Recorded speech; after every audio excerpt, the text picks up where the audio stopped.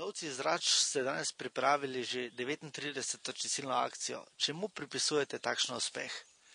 Veste kaj, lovci, ko smo pričeli z čiščenjem, smo dobesedno takrat orali ledino. Mi smo bili prvi, kateri smo začeli z temi čistilnimi akcijami. Vse smo opažali v takratnem obdobju pred 39 leti, da so bila odvržena predvsem plastične vreče od umetnega gnojila in seveda embalaža od škropiv, katerih je bilo takrat dosti manj, kot jih je danes. In to nam je bil, te smeti so bile seveda povod, da smo mi pričeli z temi čistilnimi akcijami. Na kakšnem območju čistite? Ja, naše lovišče je veliko, okoli 4200 hektarjev, ampak imamo lovne površine nekje 2800 hektarjev in na tem področju je danes poteka čistilna akcija. Kdo vam pomaga pri čiščenju? Pri čiščenju že nekaj let sodelujejo osnovna šola Rače z vsemi učenci, potem osnovna šola Slivnica in osnovna šola Miklavž na Dravskem polju. In če povzamete pretekle akcije, koliko odpadkov zberete?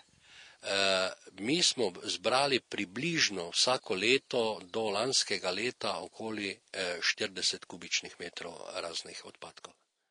V čistilni akciji vsako leto sodeluje tudi osnovna šola. Zakaj? Osnovna šola Rače sodeluje že 4. oziroma 5. leto v čistilni akciji skupaj z lovskim društvom Rače.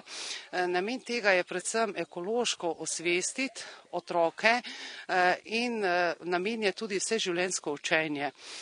Da predvsem teoretični del pouka, v katerem pač učence teoretično seznanjamo, govorim konkretno v 4. razredu, o ločevanju odpadkov, o reciklaži, ki je v delu učnega načrta za naravoslovje in tehniko, zato potem konkretno na terenu, kot je danes, učenci ločujejo odpadke. Na čistilno akcijo si prišel z atijem. Zakaj? Zato, ker mi je bolj fajn z atijem, če smo skupaj.